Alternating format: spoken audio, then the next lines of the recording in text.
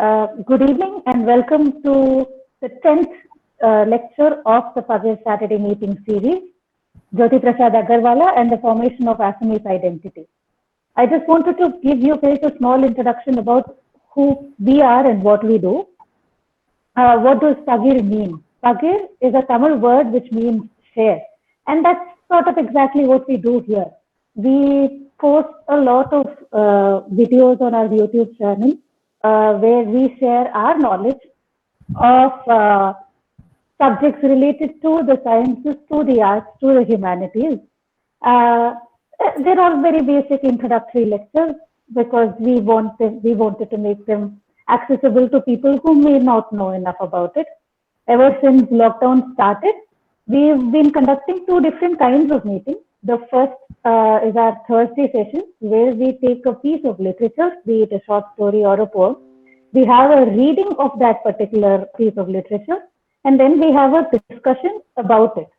That is what happens on Thursdays. On Sundays, we invite speakers to present a mini lecture, and we have a discussion live with the speaker right after the lecture. So that is how the structure usually goes. The speaker for today's meeting is Professor Stuti Goswami. She is an assistant professor at the Department of English at the Assam Royal Global University. She is also a bilingual writer and translator, and her works have been published in a lot of acclaimed national and international publications. She has co-edited two very important works. The first one is a collection of biographical essays titled Essentially Speaking, Biographical Snapshots, published by the Guwahati University Press. And the second work is Warp and Weft, Makers of Modern Assam, published by the National Book Trust of India. We feel that she would be a great authority on this subject, on the topic of this lecture today, because her PhD thesis is on the life and works of Jyoti Prasad Agarwala as well. So, ma'am, we're really happy to have you here.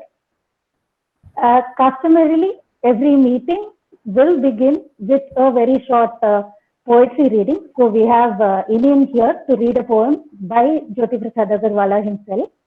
So Inin, if you could proceed with that. Yeah, thank you, Akrishika. This is a poem written by Jyoti Prasad Agarwala. I am Kashi. I am Jainitya. I am Dofla, Abor, Aka.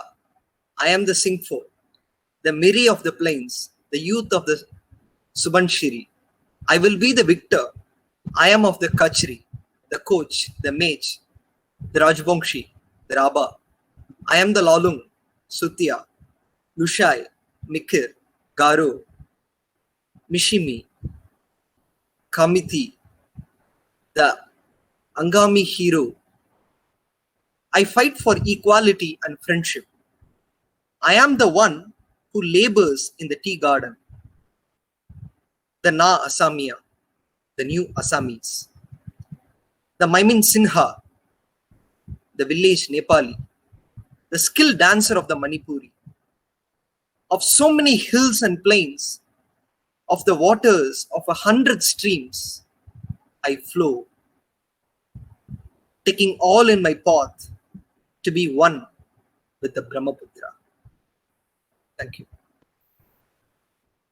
Back to you, Akrishika. Thank you so much for that. So let us move on to the topic of today's discussion, the cultural icon that is Jyoti Prasad Agarwala. Interestingly, let's just provide a brief introduction to his lineage per se. So interestingly, Jyoti Prasad Agarwala was a descendant of a man who was not a native of Assam. Jyoti Prasad's great-grandfather was someone who lived in present-day Rajasthan. He traveled across the Hindi heartland. He traveled literally across the breadth of the country, moved to Assam, and he married a woman who was Assamese. His children and grandchildren were all born and brought up in Assam, and they all married Assamese women as well. That is how the surname Agarwala got integrated into the Assamese community. Like Warp and Weft says, Agarwala is not a common Assamese surname. This is because the surname literally had to travel the entire country to just reach Assam. This sort of mixed heritage is one factor which contributed to Jyoti Prasad Agarwala's sort of pan-Indian sensibility. Secondly, Jyoti Prasad had a very, very culturally rich upbringing. His grandfather was the first person in Assam to bring Assamese Vaishnavite texts into print. He had two uncles. One of them was Ananda Chandra Agarwala. He was a high-ranking police officer as well as a writer and translator. In fact, he was called the Prince of Translators by the people. His other uncle was Chandrakumar Agarwala. He was an eminent poet and writer. Jyoti Prasad's father was a very talented musician as well. So, and because Jyoti Prasad was born and brought up in Assam, he grew up listening to Assamese folk tales, Assamese music, and reading Assamese literature. So he had a very rich upbringing, so to speak. All of this, coupled with his higher education in institutions abroad, both in the United Kingdom and in Germany, all of this contributed to a very rich sensibility of art and culture and his multifaceted personality. Everything he did, everything he said had a very, very unique approach to it. And this is why he was revered by the entirety of the Assamese population. He still is revered by the entirety of the Assamese population today. I think we can stop with the introduction now. Over to you, Professor Shruti. Thank you so much, Akarshika. And I cannot express how thrilled I was at the recitation of the poem. The title is Ohomia Dekar Ukti, which this poem, in so many ways, I would say, sets the tone for whatever bit of deliberations I'm going to engage in today. And also, thank you for this introduction to Jyoti Prasad Agarwala. Yes, just one or two things. Navarangaram Agarwala, Jyoti Prasad Agarwala's great-grandfather, married two Assamese ladies. It was the tradition of those times for eminent men of society to marry more than once, to have more than one wife. So that is how.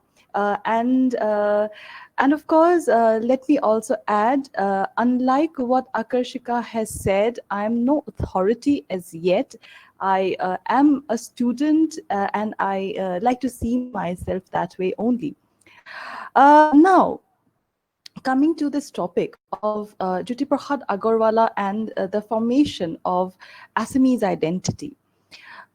In this, the words of importance are, of course, Jyoti Prasad Agarwala, formation, and Assamese identity. Now, when we say Assamese identity, we have Assam and Assamese and identity. I have a few slides that I would like to share just to facilitate this this kind of engagement. I will just like to share that. But before that, I think it is important for us to really engage with, even if for a minute, with the term identity. Now, we are all familiar with the term identity, and identity is identification, identity is belongingness. Identity is also a signifier, if I may say, and identity can be viewed as even a set of discursive practices that together contribute towards an individual's perception of identity, of himself as an individual and of himself or herself as a member of a community or of several communities. So the thing is that, and yes, identity is also, as a concept, both strategic and positional.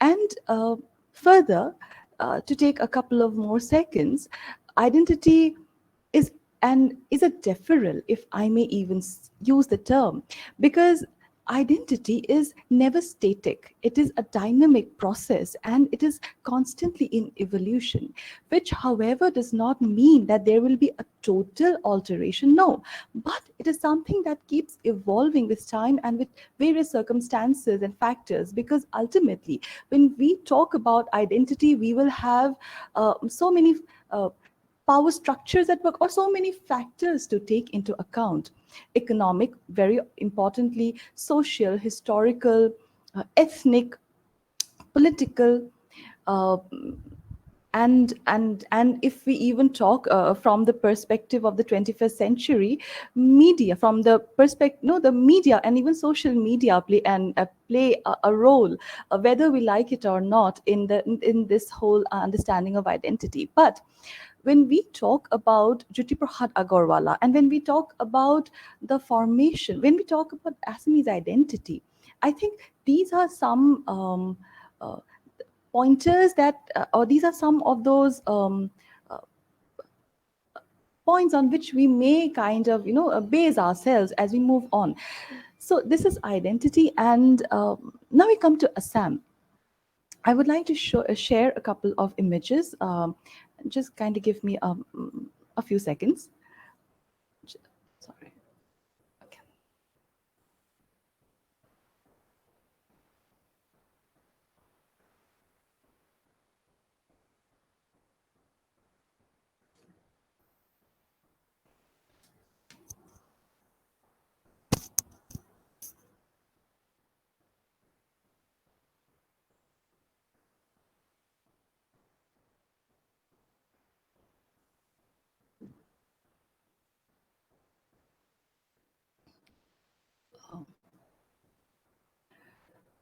So, uh,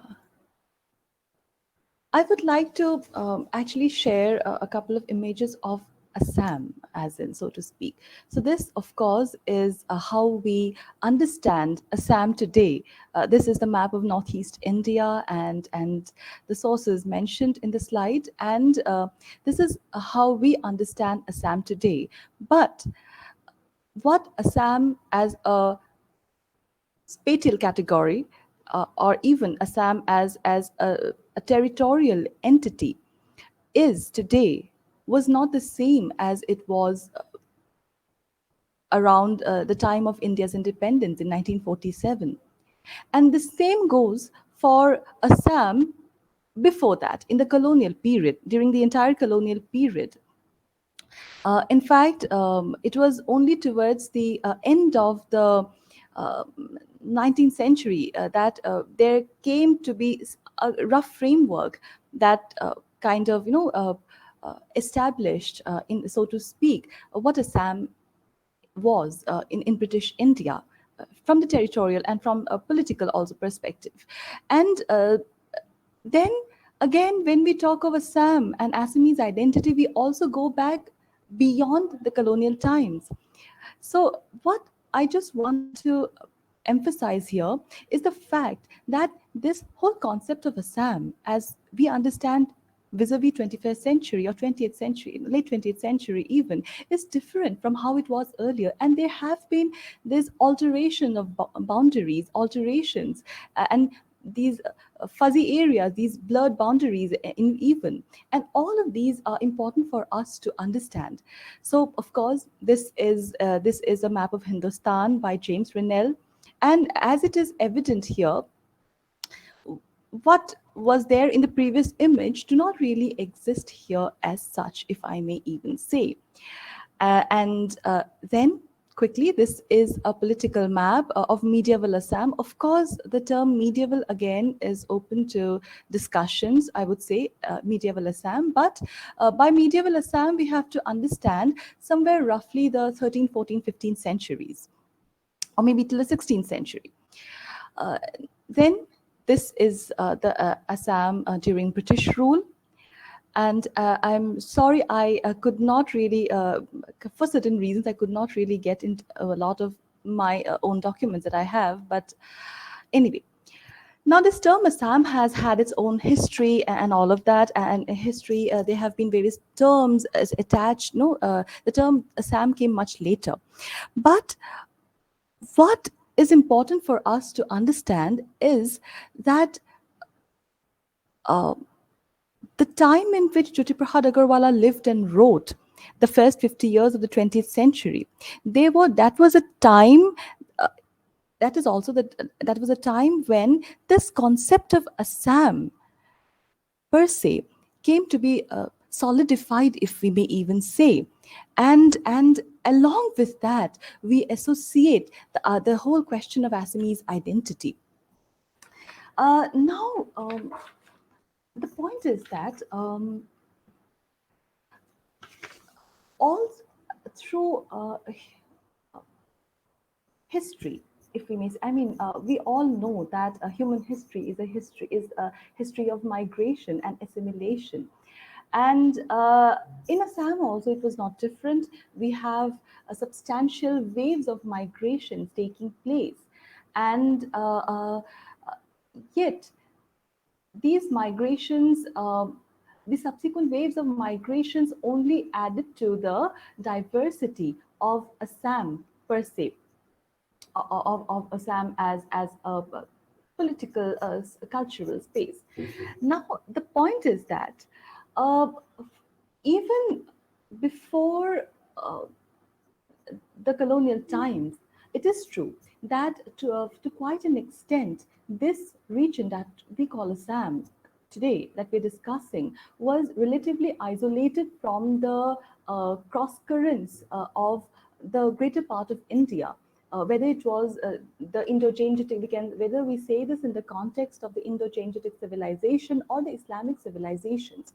So this region was relatively isolated, but there were connections, there were roots that linked this region of Assam with other parts of Southeast Asia, of South Asia, whether it was Tibet, whether it was Myanmar, or whether it was even China. And we have a Chinese pilgrim who visited so many centuries ago.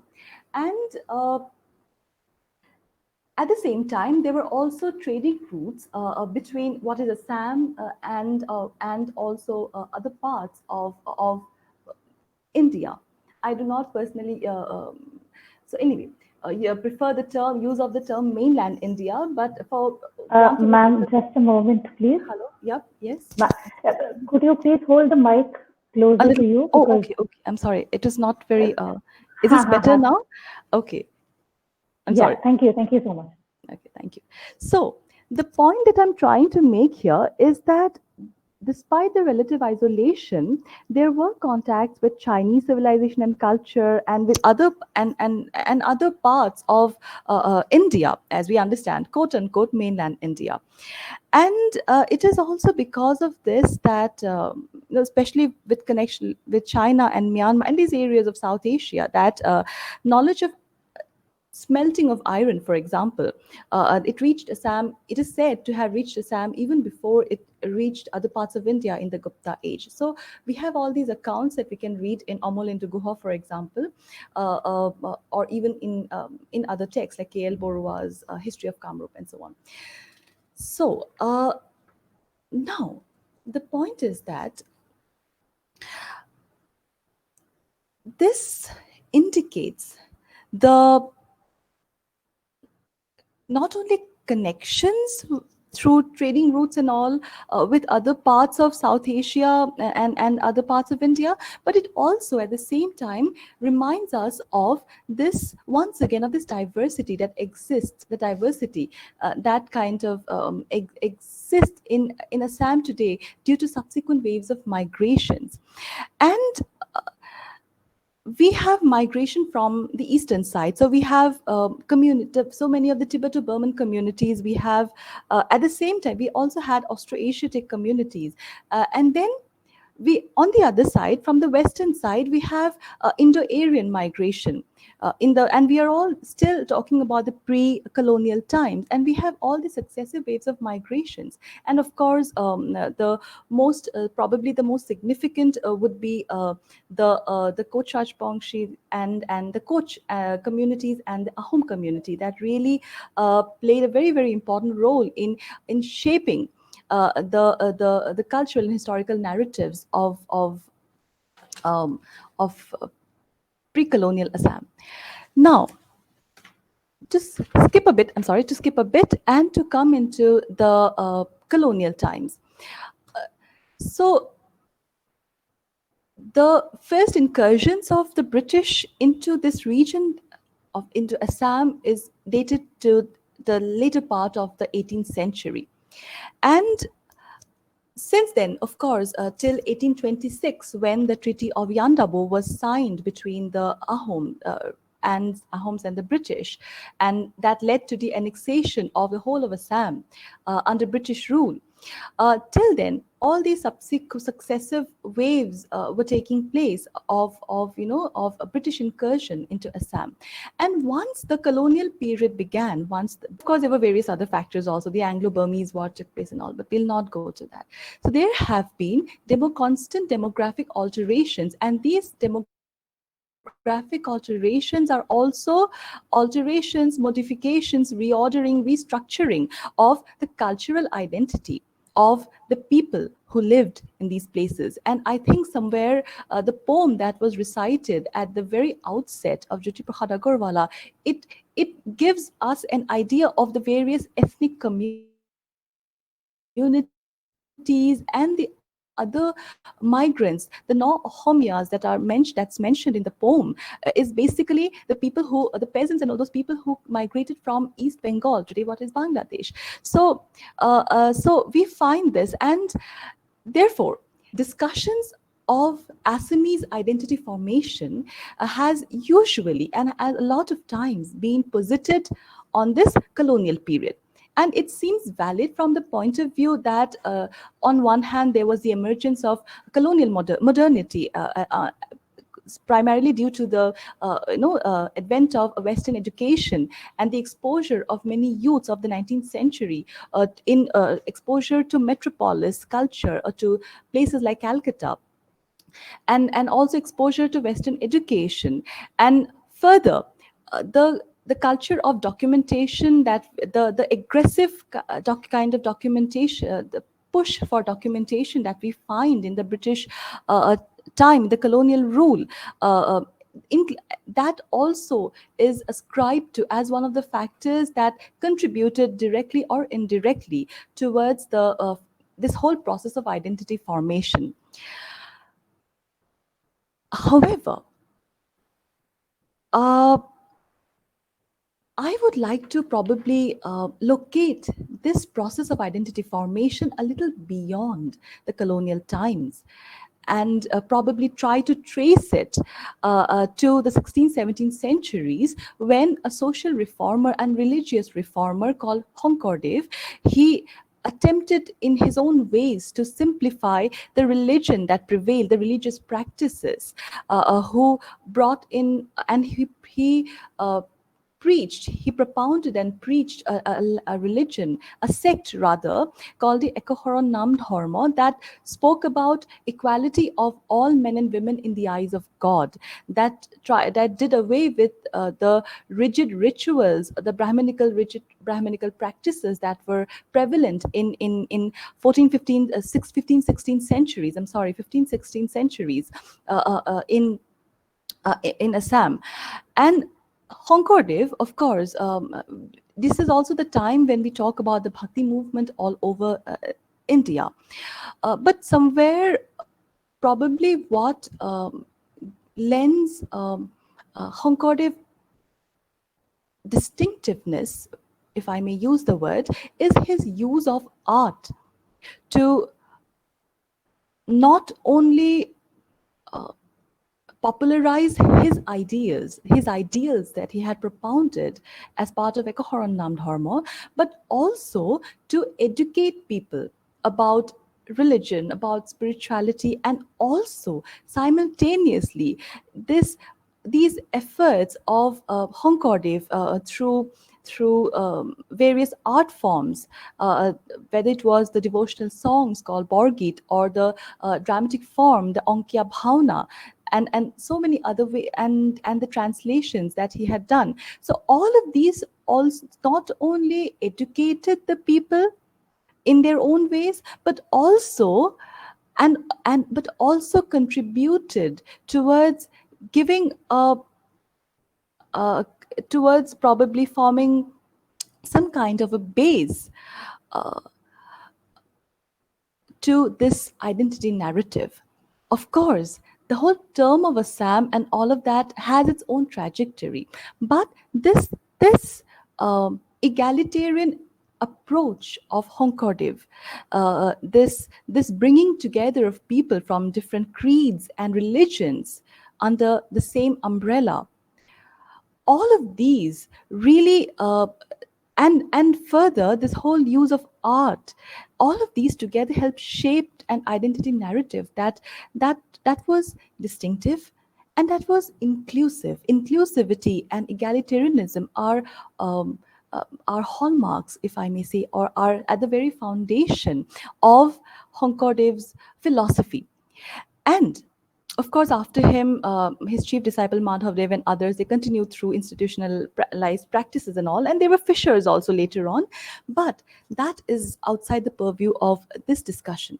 Now, the point is that in the colonial times, in the 19th century, once we see this emergence of modernity, this awareness of world literature, a Western system of education, this we see also simultaneously an emergence of this spirit of nationalism amongst the people of Assam, the educated people particularly. They really, especially when they had exposure to the cross currents of thoughts in Bengal, it really inspired a lot of them to also do something distinctive for their own language and their own culture, which is the Assamese language and culture.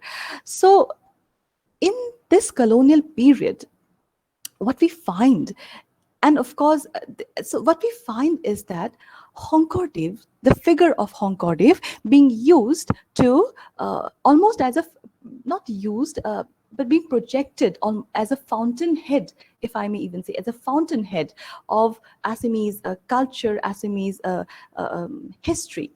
And we have people like Lakshminath Bezbora, who was, of course, who was the predecessor of Jyoti Prasad Agarwala, and he is one of the pivotal figures, prominent figures of one of the prominent figures of Assamese modernity, and particularly from the point of view of literature and language. And Lakshminath Bezbora had actually been invited to deliver a lecture at the invitation of the king of the Maharaja of Baroda. And there he had actually delivered a lecture on the history of Vaishnavism in India, as part of which he had also talked about Hongkordev. Jyoti Prasad Agarwala now saw himself as an inheritor of this tradition. The introduction that Akarshika had given had already given an idea, I believe, of how Jyoti Prasad Agarwala's ancestry had so many elements, cultural elements that together fuse, and then in his upbringing and everything. And so Jyoti Prasad Agarwala saw himself as an inheritor of this tradition of thought and he saw himself as that inheritor. And in fact, in an essay of his, in the lecture, called Hilpir Prithivi, Jyoti Prasad Agarwala has actually spoken about Hongkordev. He calls Hongkordev the cultural guru and all of that. So now to come to Jyoti Prasad Agarwala. Jyoti Prasad was greatly inspired by Hongkordev and influenced also by Hongkordev's egalitarianism, and therefore in his plays also we see this element of inclusivity. And how do we see this? We see this through the characterization. There are several, like four of his major plays. If we just focus on even four of his major plays, Hunit Kumari, Karing Aur Ligiri, Rupalim, and Lobhita, we see how Jyoti Prasad Agarwala has tried to bring in people from different cultures and different ethnicities in his plays.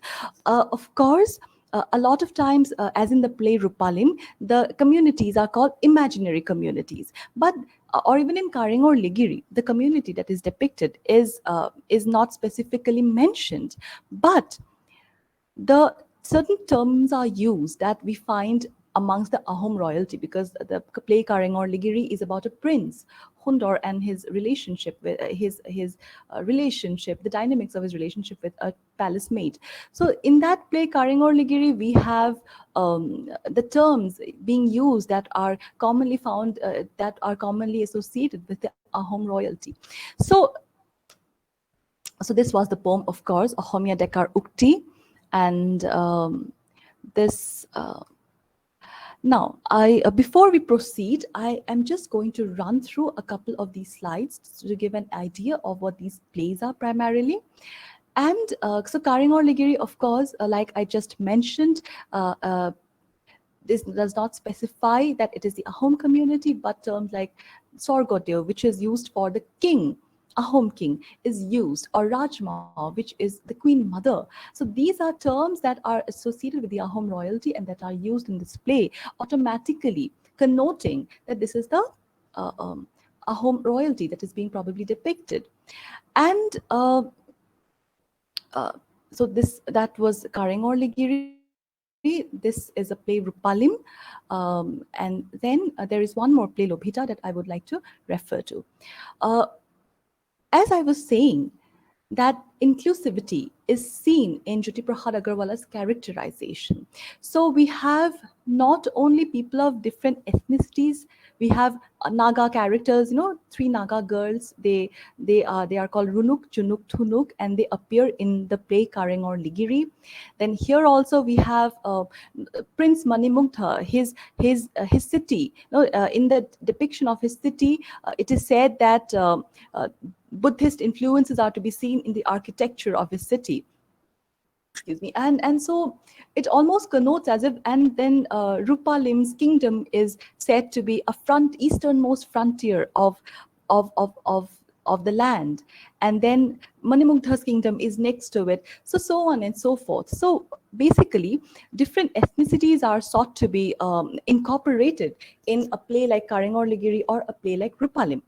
And apart from this, one point that is extremely essential for us to understand here is that there are conflicts between characters seen in these plays, but these conflicts are never ethnic conflicts or based on ethnicity or religion or language. These conflicts are primarily class-based conflicts, the oppressor and the oppressed. So we have a wide gallery of characters. We have servants, we have queens, kings, princes, princesses, chambermaids, ordinary, the play Lobhita again is of course set against the backdrop of the Second World War, unlike the previous two plays that are more set in medieval times or in pre-colonial times. But in all these, even in a play like Lobhita, we have depiction of village elite and how they try to oppress the common people of the villages. We have characters who work in the who are members of the Indian National Army of Subhash Chandra Bose. We have characters who is a nurse. Who again, we have characters who are Gandhian, who are members of the Indian National Congress. Then we have so many different characters. We have American soldiers, by the way. In Lobhita, there is depiction of a Marwari trader who fleeces people, which is almost self-reflexive in a way. And then we have American soldiers who try to rape, assault, molest a girl from the village, and then there is an Assamese police constable who comes and protects the girl. So these are different kinds of characters that we find, and as the slide shows, we have Ilahi Baksh, who is a Mohammedan basically, and yet Jyoti Prasad is not blind to the prejudices that existed Ma'am, can I make a tiny interruption? Yes, yes, yes. Is it kind of, have I taken a long time? No, Yeah. no, because we have just 5 more minutes to go. I'm just giving you a Okay, time call. ठीक है, Thank ठीक है. you. Yeah, thank you. So the point is that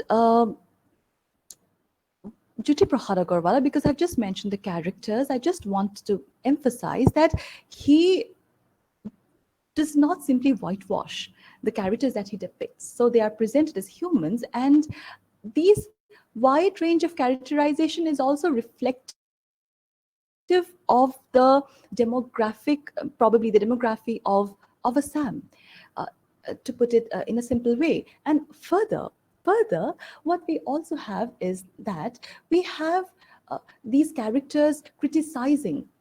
In Lobita, for example, I just want to share a bit of a bit from the play, although it is very difficult to kind of make this convey this out of context. But so Ilahi Baksh is a Mohammedan gentleman who gives shelter to this character called Lobhita, who has lost her father recently in an air raid during the Second World War.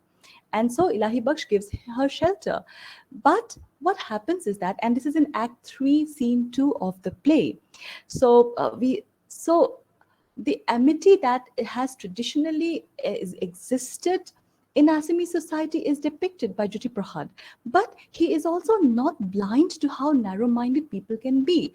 So the next quote, the first one is of course Ilahi Baksh. The second one is actually there is a character who loves Lobhita and who wants to marry her.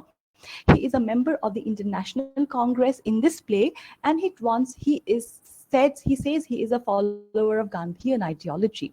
But the moment he learns that Lobhita has lived for a brief while in the house of a Mohammedan gentleman, he refuses to take her back. He refuses to accept her.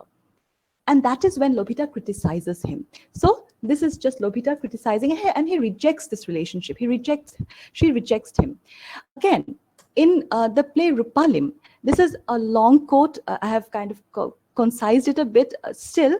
So Itibhen, to just quickly say, is a princess, and in Act 3 of the play, her jealous character has not manifested itself. And so what happens is that she is trying to awaken the patriotic sentiment of the people of her kingdom. The Rukmi is the kingdom of which she is a princess, and her brother, who is the king, refuses to do anything. So she tries to awaken the people, the youth of her country, to take up arms and go and save Rupalim, the girl from the village who has been carried away forcefully by Monimugta, the Prince Monimugta, because he's more powerful, basically.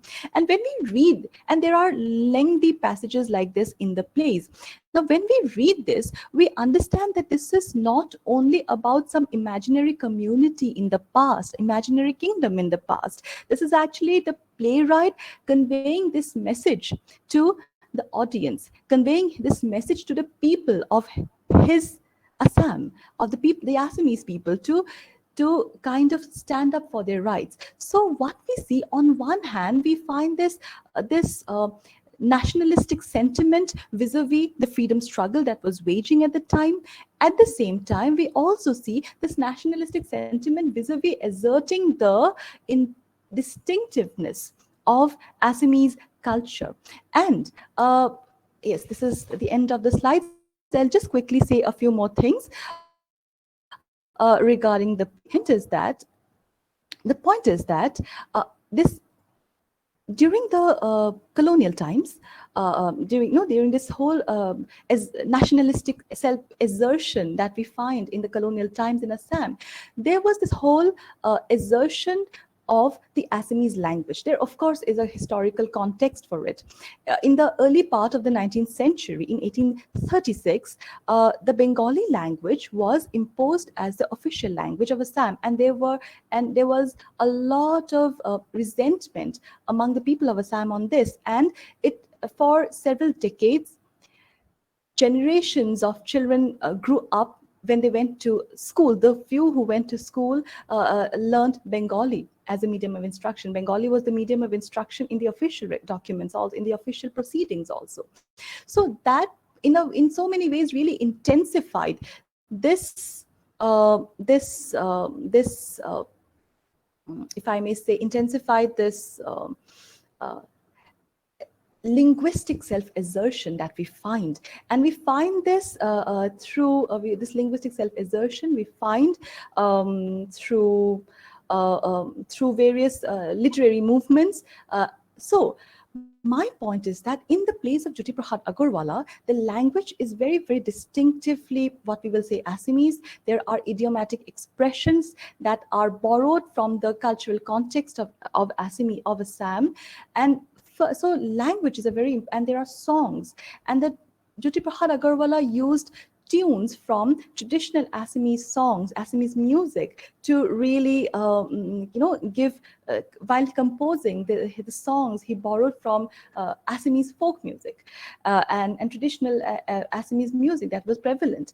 And then again, there is also the depiction of dresses. Of course, he does not specify, but the indication is of the facial, the looks of characters that are described in the stage directions of these plays really give us an idea of the distinctive features of the people who belong to Assam. So whether it was through attire, through music, whether it was through language, through characterization, through even and yes, through the stage directions also, a lot of pointers at the Assamese culture are dropped in the plays. I think I have already kind of taken my time. So the point is that, and of course, there are many, he has written many in his other poems. There are other poems also, there are other essays also that merit actually a longer and wider discussion. But the point is that Jyoti Prasad Agarwala's plays, if we only specifically confine ourselves to plays alone, they reflect the egalitarian spirit. He tries to depict a broad range of characters from different kind of sections of Assamese society. And the point is also that this is so reflective of the linguistic cultural self-assertion that we find in colonial Assam. And this is to be understood both from the perspective of Assam and Assamese identity vis-a-vis part of broader Indian identity, and very distinct, significantly, Assamese identity vis-a-vis the identity of Assam as we understand as this cultural and cultural social space. So I will really conclude here. And I wanted to speak a little on Joymoti, but if there are any questions, I would love to address that. Thank you so much. Thank you, ma'am. Thank you so much for the talk. It was a great introduction. I am a student of linguistics, and to see you describe the language presented in the plays, to learn about the specific words used to place the plays in context, that was the part which was most interesting to me. And I think I will be able to perform a reading of his plays when I read them from the perspective you mentioned as well. So thank you for that. Thank you. So if the people here have any questions, please do enter your names in the chat box so we can go in order. We can have a live discussion of sorts. So please just enter your names and right. And when I call it a name, please unmute yourself so that you can speak to Professor Stuti directly. I think I'll just get the ball rolling with one question. Sure. Please. This is related to Jyoti Prasad Agarwala, the writer, not particularly the entire identity of Assam as a whole, but from what I've read about Jyoti Prasad Agarwala, his ideologies, his life ideologies took a shift from Gandhian ideologies to sort of left-leaning thoughts, Absolutely. particularly post-independence. Post-independence, yes. So was there any indication of that in his works, maybe in his poems or in his plays?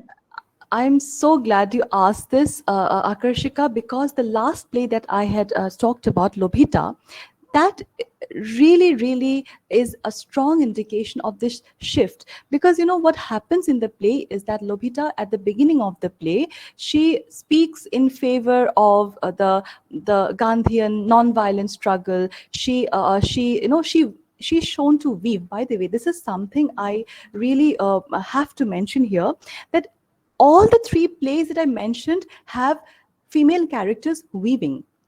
And in one play, if it is a princess who who is weaving, in another it's a girl who belongs to the quote unquote commonality.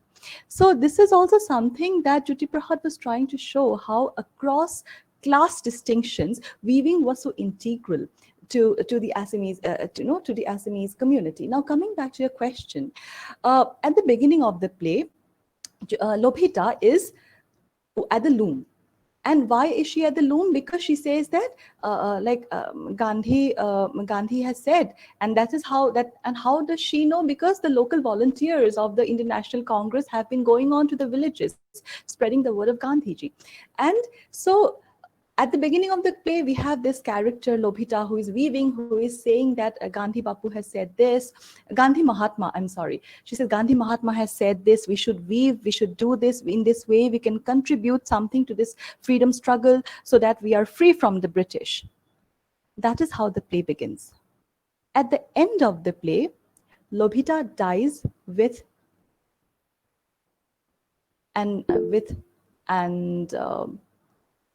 her gun in her hands. Why? Because towards the end of the play, she has become a part of the Indian National Army. All right. And so she's a part of the Indian National Army, and she is fighting against the British as part, because she says, and then at the end, she says she is, of course, shot by the bullet of a British, of a British soldier, not necessarily a soldier of the British Indian Army, by the way, not necessarily a British soldier, but a soldier of the British Indian Army.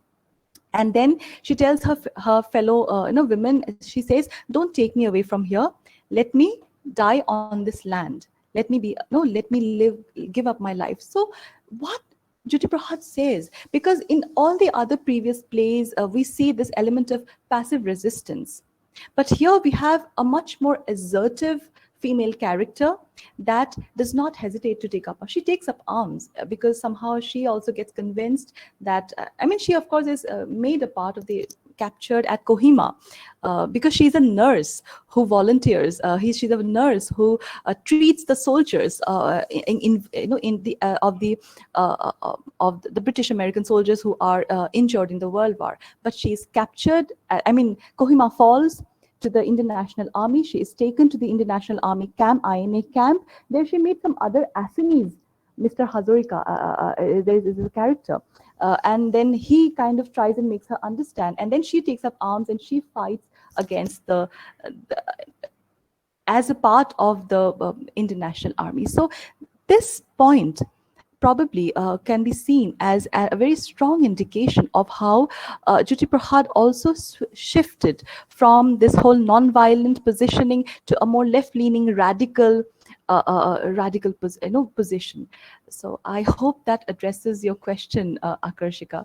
So, and there's one more essay that I have to mention.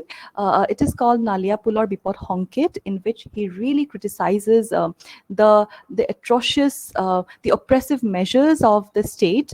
And he says that if this goes on, then the state will be in chaos. And somehow that essay seems so relevant today also. So yes, so in his later writings, in his later literature, we do find definitely that indication of that shift. Right. I hope that addressed your question, Akarshika. Absolutely. Thank you so much. We have Arun here who wants to ask a question. Could you please unmute yourself? Hello, am I audible? Yes, you are. Yeah, so Stuti, thank you for the presentation. I had just a minor query in the sense that you talk about in the initial presentation where you talk about how Assam as a region had connections to both the Gangetic Plains and also to the Eastern Asian regions. and in the pre-colonial times, and after colonization happened and all of that happened after independence happened and everything, the connections that Assam had to, say, the Eastern Asian regions were sort of given less primacy with the standardization of Assamese language, and also that also happened with the, and that was also manifested and mirrored in how the Assamese literature and also the Assamese identity, how it was constructed. It was given, it was tried to be connected with the Gangetic connections in India. So how do we locate in that relation? How do we locate a figure such as Jyoti Prasad Agarwala, say in contrast to early figures of Gunabhiram Borua or Hemchandra Borua, or even his contemporaries of that time? Because these are to, I guess, I mean, they are of the late 19th century, but Jyoti Prasad is essentially early 20th century. Absolutely, yeah. Yes. So how do we locate a figure who has always been has always been and will always be at a certain degree of removal, whether we like it to address it or not, it will be at a certain degree of removal because of the hybridity of his own location? And how do we locate that figure in that whole construction of when we say that the Gangetic plain was relations of primacy, where the given primacy, etc. That's actually a nice question. Thank you. Well, basically, yes, that whole construction started taking place. Even with the bringing in or kind of shaping this narrative with Shonkardev as a fountainhead, and even this is something that I think is so interesting also, that in this whole question of identity there is so much of choice that is exercised in this framing of these narratives, so much of choice that is exercised. And one point that I would like to mention here is that it is very interesting to me that a region that was not actually the quote-unquote hinterland eventually ended up becoming one, Assam.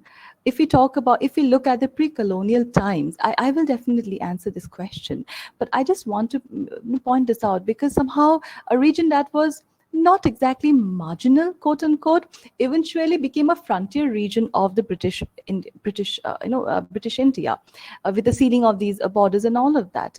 Now, coming to Jyoti Prasad Agarwala, yes, there is this. I will say it this way: despite the fact of the hybridity of his or the positionality of who he is, of him, I also think that compared to his contemporaries, I mean, just look at it. How much of reflection, how much of depiction of ethnic communities, ethnic languages do we really find in Assamese literature of the 19th or early 20th centuries? It is few and far between. So if we look at Jyoti Prasad Agarwala vis-a-vis, say, Gunabhiram Borua or Anandram Dhekial Fukonn, then we will definitely find, I will not call it removal, but definitely an evolution, I would say. We definitely find that, don't we? And even, I mean, I think one of the few examples that could be cited as contemporaneous to Jyoti Prasad Agarwala would be Rajanikanta Bordoloi, Miri. But then again, there is this one, somewhere, one reason could also be the fact that when British rule was established in these regions, more than the British administrators, it were the missionaries who reached out to the interiors, to the interior parts. And that probably at some level also, because also kind of brought about, I will not say a division, that will be wrong to say, but definitely it did bring about a certain kind of distance, if I may even say. Because see, who were the people who were benefited ultimately by Western education, the coming in of this whole British rule and all that? Basically, they were the members of some, of course, members of the Ahom aristocracy, but also the people who belonged it is slightly not, maybe a lot of people will not be comfortable, but yes, people who belong to the quote unquote upper crust of the, if you look at it from a caste based division side, the people who belong to these up it's very wrong, but yes, this is what happened. So we have the beneficiaries were basically people who were descendants or who belonged to the landed gentry, or people who belonged to that kind of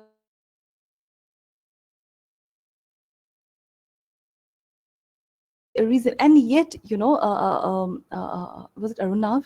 Yet Arunav, I will still say that Jyoti Prasad Agarwala was actually someone who had much greater kind of connections, if I may say, with the ethnic diversity of Assam.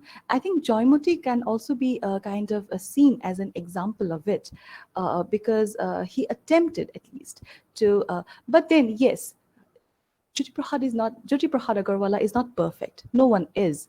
So there are contradictions that we find in his kind of creative aura. That there are contradictions that we find even vis-a-vis the making of his film Joymoti. I don't exactly know if I addressed Arunav's question, but I tried to. Arunav, I don't know. Like you're here. Yeah, ma'am. Yeah, I mean, yeah, it's very like I also went off into a ramble. Yeah, it's a very complicated question to answer in few words. No, it's not. Actually, no. But ultimately, this whole question of Assamese identity is a million dollar question that I don't think will be sorted out in the next 100 years or the 100 years after that also possibly, because there are so many factors. This is what I mentioned at the outset. There are so many economic, political, historical, so many factors. And nowadays, we also have the quote unquote social media factor or media factor that kind of also seeps into. So this is of course interesting, but somewhere I also feel that to an extent some of these questions can be addressed if we look at Jyoti Prasad Agarwala's creations, his plays particularly. But yes, I don't know if you found this satisfactory, but Arunav, I hope you did kind of get or I was able to address it a bit. Yeah, ma'am. Thank you. Thank you. Right after this, we have Venkateshwaran who wants to ask a question. Could you unmute yourself? Yes, am I audible? Yeah, you are. Go ahead, please. Yeah. Hi, ma'am. Firstly, thank you so much for the talk. It really touches upon the works of of one of the few alternate icons from the early 20th century, who rarely gets attention in like mainstream literature or theater or such. Quote unquote mainstream. Yes, absolutely. Yeah.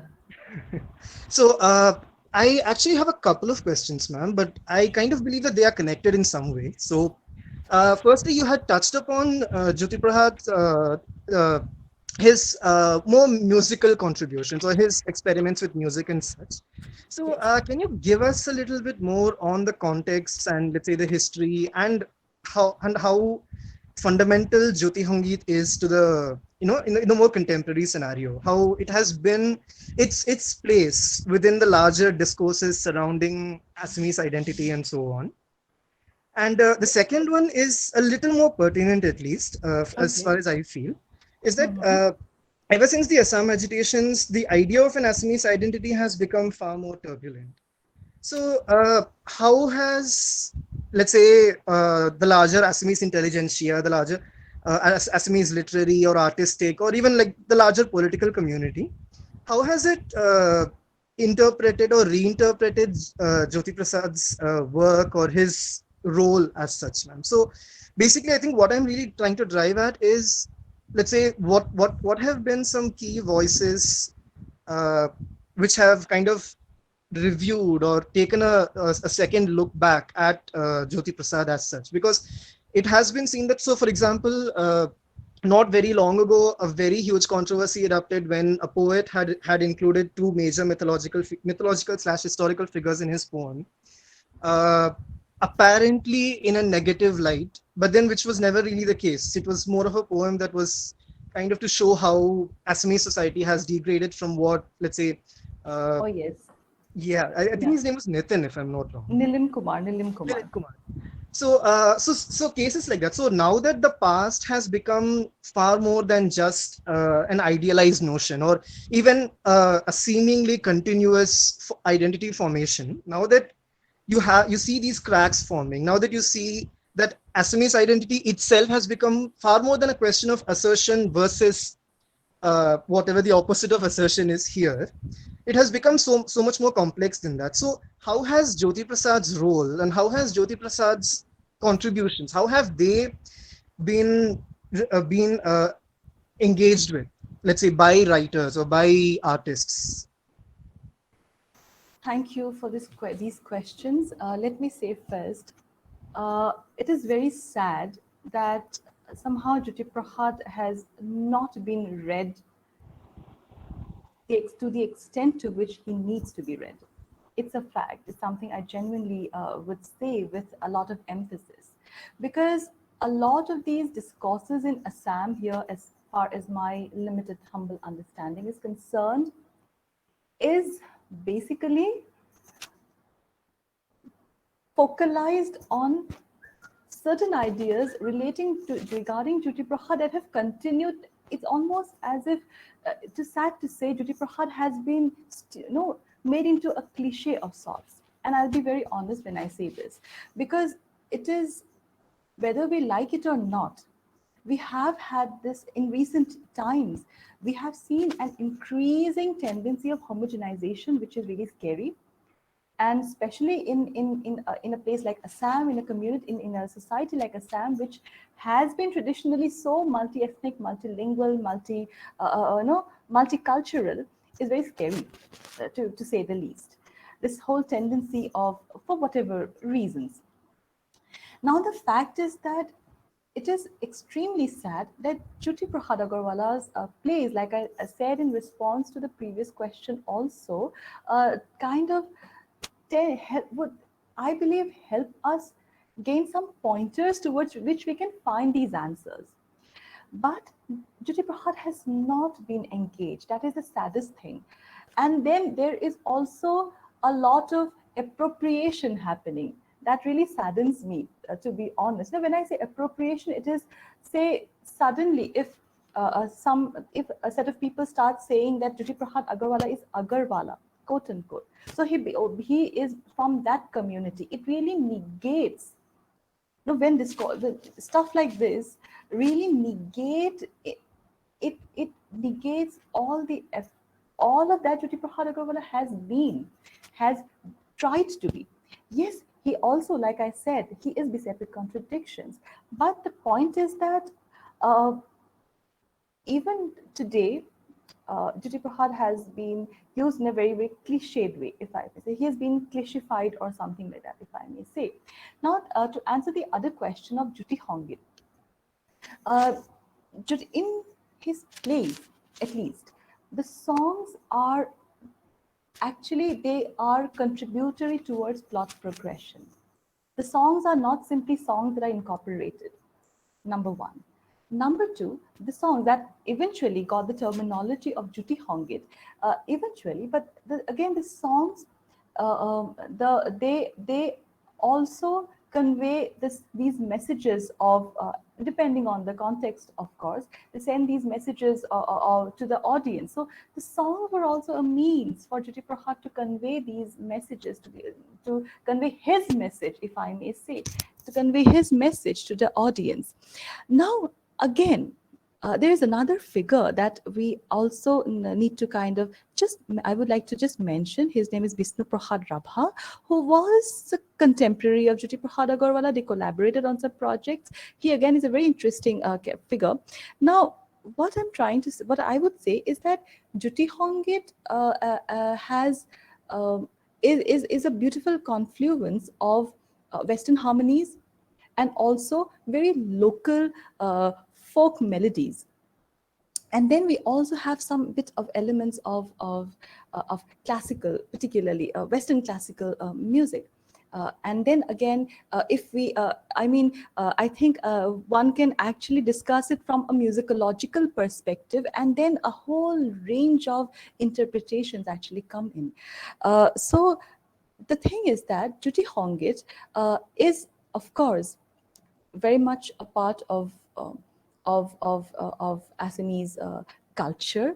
But you know, the problem lies in the fact that Jyoti Prasad has, at some level, like so many other great figures, been deified. And once a figure is deified, people tend to fit that person, that figure. That figure becomes less of of an individual, of a human, and becomes more of some kind of some concept, and that is appropriated to suit certain needs. So of course, Nilim Kumar's controversy has, let me just say, there are many much more layers to this controversy than I don't know, than what has gone out to the other parts of the country. But it has many more layers to it. I would not like to go into that. But yes, I hope I have answered this fact that unfortunately the engagement with Jyoti Prasad has been very, very stereotypical to a great extent. A lot of new work is coming up, which is wonderful. A lot of new perspectives are coming up, which is wonderful. But ultimately, I also tend to kind of go on and on. Just tell me if I'm kind of going on and on while answering. So, like, did I kind of address this question? Yes, you have. And again, like when you've already established the fact that there has been little to no engagement, then that already has no engagement, but it has been very stereotypical. That is my point. To say that there's no appropriate. engagement is a good problem. Yes, and there has been a lot of appropriation, and a lot of not in the healthiest possible of ways, is what I'll say. I'll not say anything further than that. Thank you, ma'am. And that is a sad part, because we need to read and reread and reinterpret. And I'll just give one small example before we go on to the next one. The Jyoti Prasad Rasonavali, the collected works of Jyoti Prasad Agarwala, that the first time, I mean, I will not really take the name of editors and all, but the first time it came up, a lot of the quote-unquote contentious passages from a piece like Naliapula Report Hongit were wiped out. They were removed. And this happened, and it was published by the Assam Publication Board. All right. And then later on, of course, there was a revision again, it was incorporated. So we have two versions of the same piece. Why? One is the one that was kind of incorporated into the Jyoti Prasad Rasonavali, and that was quote unquote censored, if I may say. And this is something that should never have been done, I would say. It is kind of not, because that is again appropriation of one kind. So that is a sad part. Thank you, ma'am.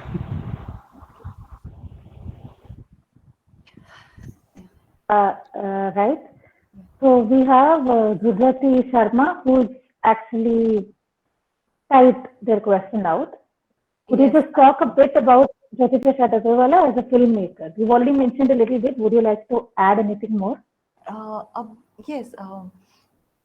I hope kind of someday we get to talk about the making of the film Joymoti, which is such a fascinating story in itself. The way, all the challenges and all.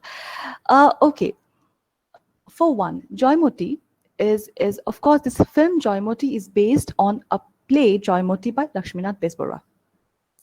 And Joymoti is this figure who sacrificed her life to save her husband, because at the time there was a tyrannical ruler who was actually a boy king. He was very young, so there was a minister who really controlled the reins of the country, of the land. And there was this norm that any member of the royalty, any member of the royalty, of the Ahom royalty, who had an injury on his body, whose body was maimed in some way, even if the slightest bit, is not eligible to be a king. So what was done was, this boy king, Lora Rojas, in order to keep him on the throne, it was the minister, and it was, this whole thing was, there was this whole kind of There's a whole thing where you have all the supposedly eligible or the potential rulers of the Ahom, or potential occupiers of the Ahom throne. They were captured, they were maimed, so that they became ineligible to be sit on the throne. Godapani, Joymoti's husband, was such a one. And in order to save him, Joymoti has Godapani sent away. And of course, the boy king's men, the soldiers, they capture Joymoti, they take her, they tie her, they beat her, they punish her, and after a certain degree, after a certain time, Joymoti passes away. But she succeeds in saving her husband. Now, this is the basic premise of the play and the film. And we have to understand that this film was made at a time when the freedom struggle was at its height in India. So somewhere this was also one kind of objective, I would say, of Jyoti Prahad of taking up Joymoti, the topic, because here you have a strong female character offering passive resistance to tyrannical authority against injustice and giving up her life for that. Right. And there was this question of music. I just remembered something, in the film Joymoti. I'll just kind of give one or two examples. I'll not make this very kind of long, but in the film Joymoti, there is a scene where Joymoti is, the king's soldiers, they come to take her to be presented before the king because her husband is missing. At the time, the background music that plays in the film is that of Biyanam. Now, Biyanam are the traditional marriage songs that are sung. So it is almost as if Joymoti is being taken out from her home. It is almost like her final journey from her home, and it becomes her final journey because she dies. So this is one example, or one in that, so we have, so music was so integral to Jyoti Prahad's plays and also to Joymoti the film. Also, the very fact that, another thing I will say, in the film Joymoti, something called the one you can see behind me is the Japi. That is basically traditionally was used by farmers while working in the fields. This is a more decorative one. So it is also given as a mark of respect. Now, in so many ways, Jyoti Prahad Agarwala, he used the Japi to as as part of the set in his film Joymoti. So they actually decorate the walls of the palace or these houses, palaces, and in so many ways, it was after that it came to be, this whole trend of using Japis to adorn walls came to be seen as something quite respectable. Because till the time, the perception was that it is something which is used by the farmers and all. It is not something that quote unquote the elite might want to have. So because we have to understand that this was an Ahom setting that was being depicted, portrayed in the film Joymoti, but there were no photographs. Jyoti Prahad interacted with people from the villages. He went around, he used his imagination, of course, but he went around trying to gather information and he read, of course. And on all those bases, he constructed the set because he was also the chief set designer of the film. Apart from being the music director, script writer, the music composer, the background music artist, and even because it was the sound equipment that was brought in from Lahore was of very poor quality. A lot of the audio recordings of the film were lost.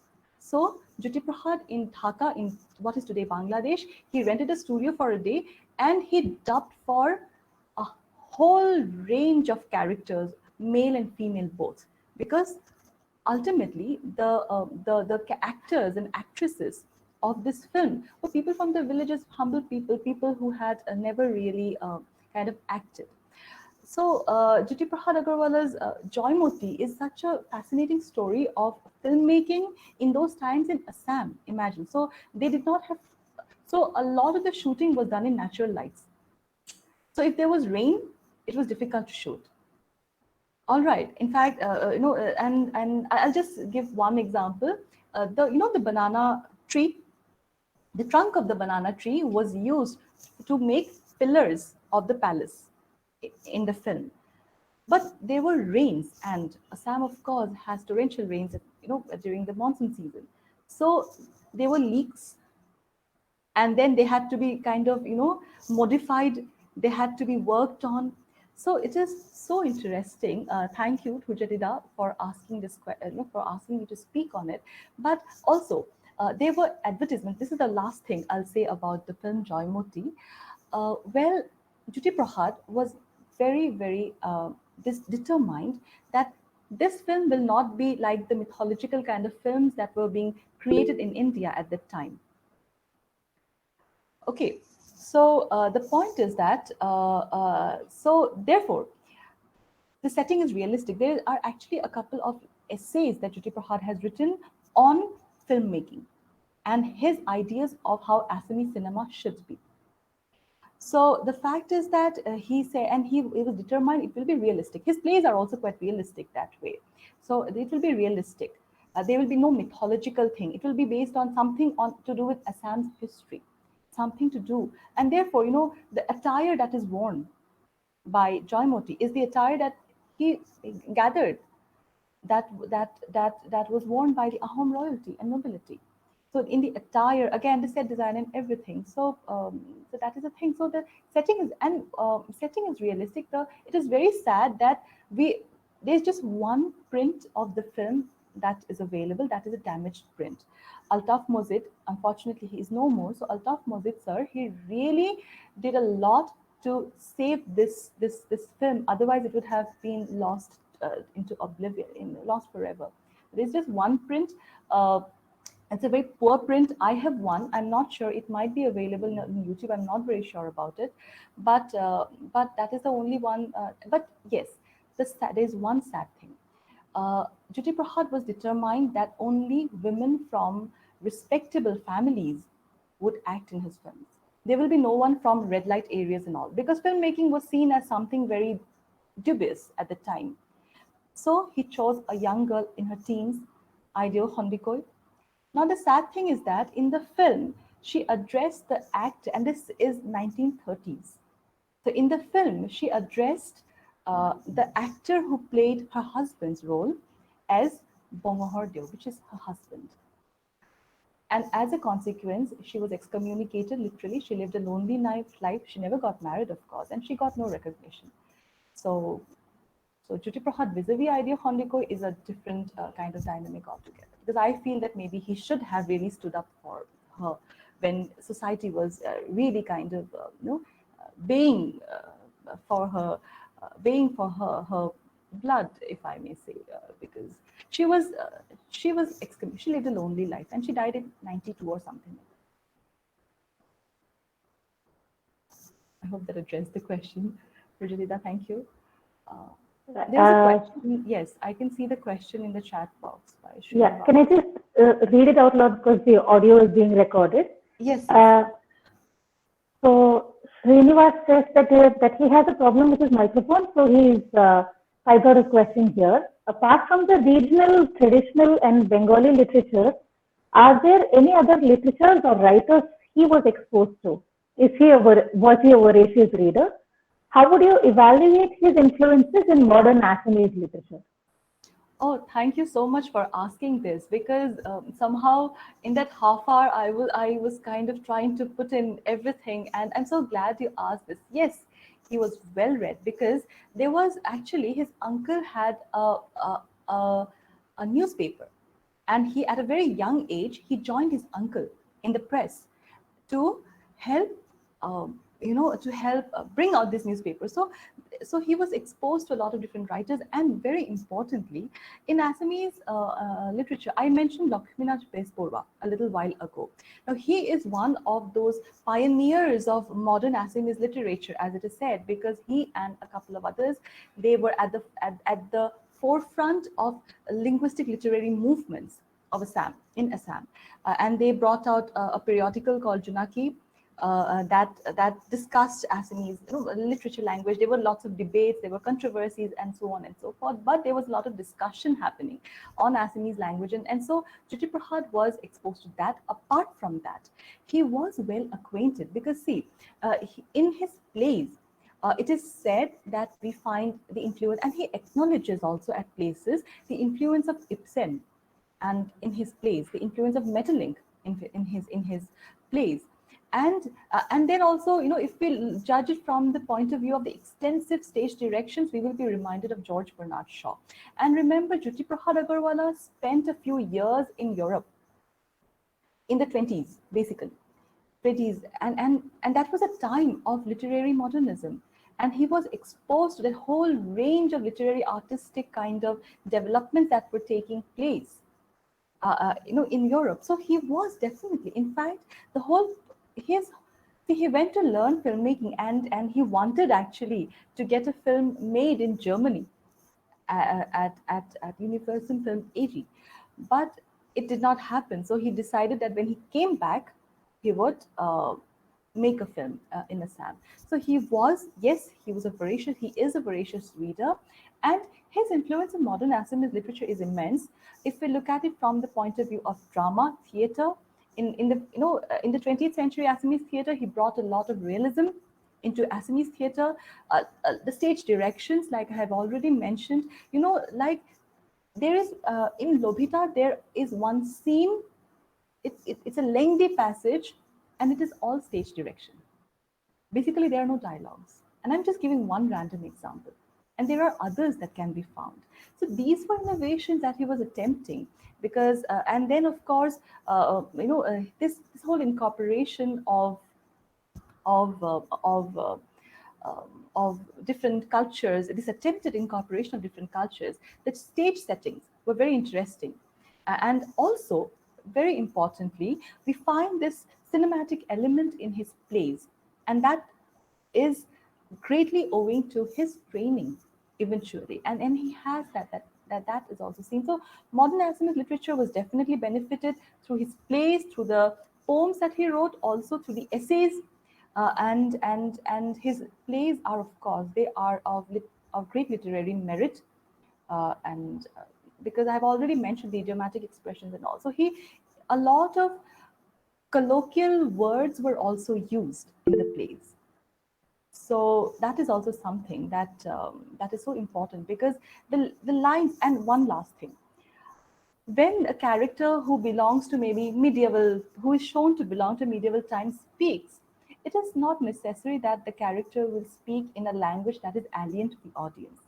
The kind of language in Jyoti Prasad Agarwala's plays is very, very kind of, how do I put this as? It is something that early 20th century or his first audiences could understand. It was not something alien. He does not use any elevated language and all. No. And people belonging to different social strata have different ways of speaking.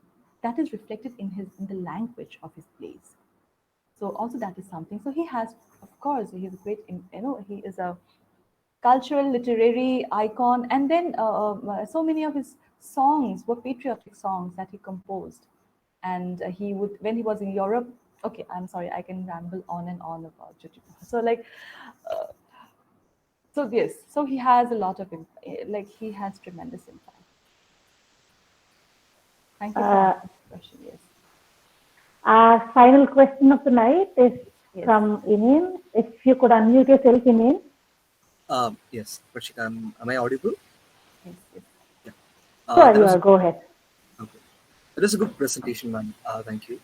And Jyoti Prasad is someone who had his roots in freedom movement, and whose idea of Assam had an universalism attached to it. But the political situation in Assam as such, and the Assami identity which we face in the contemporary situation. Amidst all this, what position does Jyoti Prasad takes when people of Assam look up to him? What exactly do they? In what way do they see him? with the rise of subnationalist identities, with the rise of there is a I'm sure you understand. Yes, yes, the- absolutely. This is yes, absolutely. This is also something I kind of mentioned a bit ago, that somehow we see this increasing tendency of homogenization, and in a place like Assam, that is multi-ethnic, multilingual, multi-religious. It's so scary, to say the least. And Jyoti Prasad Agarwala's, this thing, his, to be very honest, a lot of this will go on to a lengthy kind of thing. Do not really wish to make this very long, but I just want to say that somewhere Jyoti Prasad Agarwala's place, it might almost seem like I'm repeating. I just want to add something here that I know it may sound like I'm repeating, but yes, in so many ways, we do find some of these answers in Jyoti Prasad Agarwala's place. But unfortunately, as I said in an answer to one of the previous questions, things have not been interpreted from that perspective. That is the saddest part. I'm not saying that it has been so in recent times. There's been a lot of work, but the point is that see, ultimately, Jyoti Prasad Agarwala's writings are extremely political, but the interpretation of those writings have been stereotyped or cliched. And in this recent times of what you have called the emergence of subnationalism, there has been this whole, I feel at times there have been a lot of misreadings also, unfortunately, and that has also added to the problem, to be honest. So that is only what I would like to say right now. But the fact is that the the egalitarianism that we find in Jyoti Prasad Agarwala as in Jyoti Prasad Agarwala's cultural worldview is something that often tends to be, it is uttered, of course, but it often becomes lip service. So it tends to get swept under the carpet a lot of times. So that is only what I would like to say at the moment, to be honest, if it is fine, like by you. Yeah, thank you. Thank you. Thank you. Thank you, ma'am. That brings us to the end of today's meeting. Thank you, Professor Stuti. Thank you so much for taking the time to actually sit down, plan all of this, and present an entire complete lecture. Because it is not just enough to have a half-decent idea or a concept. You have to be able to present it in a manner that even novices would understand. And I think that was what happened today. It was picturesque. You transported us through the lecture, and I don't think a lot of people could do a better job than that. Thank you so much. Because, in Assamese, there's a saying which says Bhuruka Thati Bhura, which basically means Bhuruka is a small kind of bamboo wicker kind of thing. And you try to fit in an elephant into that small thing. So that, basically it means to try and make things concise and yet, and yes, in half an hour, anyway, thank you so much for this opportunity. And I'm so grateful that you thought of, it's not about thinking of me, it's about thinking about a figure from these parts of the country who needs to be discussed more, I feel. I'm sorry I interrupted you, Akarshika, but... No, I was done. Thank you. You are invited to speak at the next 50 lectures, by the way. Please feel free to come back anytime. Oh, I would be happy to kind of be a part, because thank you for the wonderful questions, because, these questions also have set the ball rolling in my head, and I'm thinking, okay, so these are also things that that one needs to think of, because my objective here is, maybe for someone who has extensively read Assam's history, this will not seem very different. But then the fact is that it's important that we discuss Jyoti Prasad Agarwala, and we discuss these aspects, these figures, and it is like I'm so thankful to the organizers for actually having brought this to fruition. So thank you. Thank you so much. Final footnote, if the people here would like updates on the upcoming events conducted by Pagit, please do drop your mail ID. We will add you to our group so that you will be able to receive regular emails about our upcoming events and lectures, anything else which pops up. Thank you so much, Professor Stuti.